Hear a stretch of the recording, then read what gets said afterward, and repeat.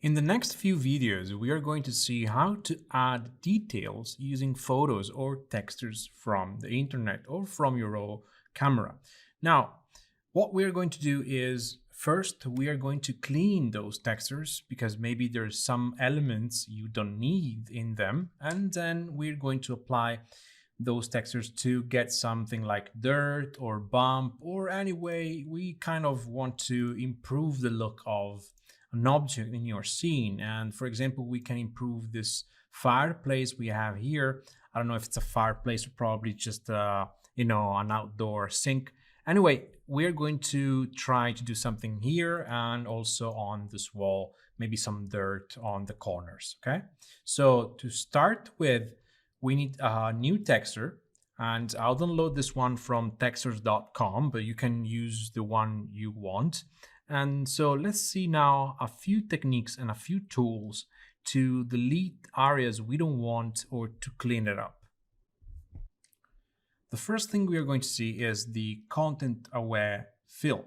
Now, what I want to achieve is I want to clean this patch of image from this grass growing inside the concrete. Now, as you can see, the selection is made, a little bit bigger than the actual element I want to delete. And I'm using the lasso tool and the pen, so I can do something more accurate and in a very quick way. Now, once you have the selection on, you can use the content aware fill. Now, remember that it's always better to do this on another layer, another level. Okay, so before doing any type of cleaning up of your images, just select the layer you're working on, press Ctrl J so you have a copy of it, and you don't want to, because you want a backup anyway anytime. So now I go back on my selection, and once the selection is done, I press Shift F5 on the keyboard to get the fill command, and from the drop down menu I pick content aware.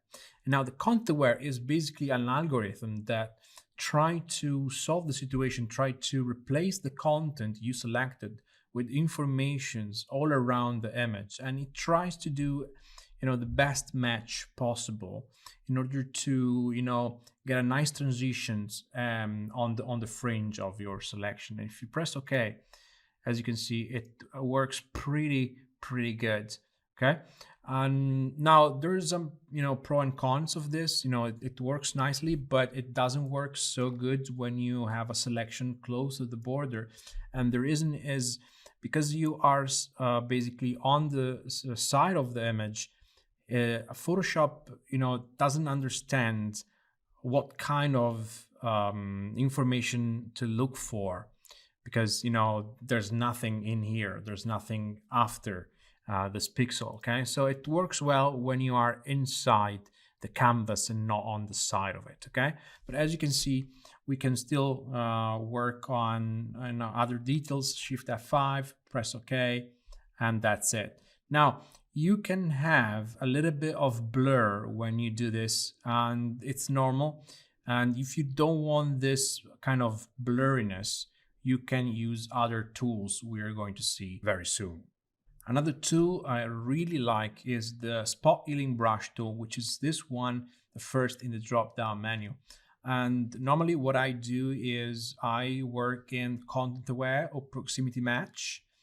There's three options here. There's also create texture, but anyway, how it works is you just paint over a detail, and when you release, automatically Photoshop will cover it with other informations. Okay, and the content aware works, as the content aware that we just seen with fill, so you can get some blurry result. But instead, if you use the proximity match, it will take informations from up close the area you are painting, and the result is going to be a lot better. Okay, what I normally do is basically I select the size, pretty small, hardness 100%, and then I go with the pen pressure for the size. And so I can just press a little bit if the area is small, but if I want to cover a bigger area, I can press a little bit more, and you see the stroke get a little bit bigger, and that's it. Okay, so this is the way I'm using it, and I'm normally using this for very small details. Okay, and I try proximity match or content aware. Now content aware takes information from the whole image, and it's very nice because most of the time if you use proximity match, maybe you can get some, of the same details coming in, and you don't want that. Okay, and I try to not use create textures because every time I use it, the texture that, the pattern that creates inside is kind of, different from what I expect. Is kind of, very dense. As you can see, there's kind of a noise inside, so I don't like that very much. Okay, I prefer content aware or proximity match, and it's better if you use the pen, because then you can decide the size of the area you want to cover, you want to change just by, the pressure of your hands. Okay, so as you can see, it works very well, and I'm using this every time I have small details.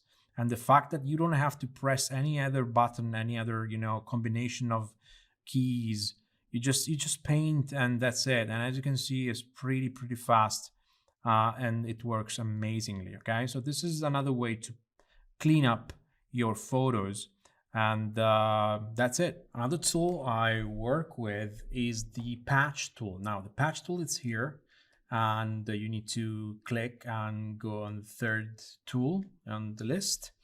And the patch tool works with selections. So you need to make a selection of something you want to erase. And then you can, once the selection is closed, you can drag the selection somewhere else to pick another type of content, another type of textures. And as you can see, when you release, now the patch here is basically taking the informations of the texture here and using colors and saturation of the borders of the selection, so the inner part is now gone, and it works pretty good. Now if you can't get the result you want, maybe the borders are not cool enough, are not, soft enough, in before doing the patch tool, before using it, you can, now I will go back with Ctrl Z, and you can take the selection, click on the lasso or the rectangular selection, and then right click inside the selection and use feather with, I don't know, 10, 15, 20 pixels, and that will blur the selection. Now you're not going to see the blur, okay, but it's there. And if you go back now on the patch tool, you can move it again, and the borders will look a little bit better now. Okay, so this is very cool if you want to choose yourself which part of the texture has to, mix with the wrong one. If you want to move a detail somewhere else instead of covering it with other patches, you can use the Move Content Aware tool. Okay, and basically it works like this. You can make a selection and then you can move that detail somewhere else. And depending on the option here, you can move it. So basically this will be replaced by a content aware fill, or you can extend, which means that is going to be duplicated. Okay, so if you go for move, for example, we can just take this and move somewhere else and then press enter, or you can accept the movement here, and this part now is there, and here we have some content aware fill. Now as you can see, we can have some problems on the borders because the color of the new area is different than the one we moved, but don't worry because you can increase the color amount, and so the next time you will move it and press enter, it will take more of the colors coming from the new area, and the match will be a lot better. Of course, you can make a better selection, more precise, or maybe with a little bit of feather, and is gonna be even better than this. I don't normally use the clone or stamp tool. Okay. Anyway, how it works, you can press Alt and select an area. You can Alt click one area. So I click this one, And now where I paint, basically I can replicate the same area. Now, even if I don't use this a lot, because it copy exactly the same content, so you can see duplicate of what you're doing. An idea could be to use this stamp tool on an empty layer. As you can see, I'm using this on a brand new layer on top. And we can set up the option sample current and below, so we can basically clone contents from layers below this one. And once you are done, now you can try to take this blend mode to darken in this case, and these new layer will cover only areas which are darker than these values. So I can also add some curves, attach them at these, and then try to make everything brighter as long as I match the same values. You can put a hue saturation and go down with saturation if you don't want to be distracted by colors. But and you can see this is something useful. If you then take a layer, a mask, and then brush away, see, some borders, so you can match this with the original content a little bit better.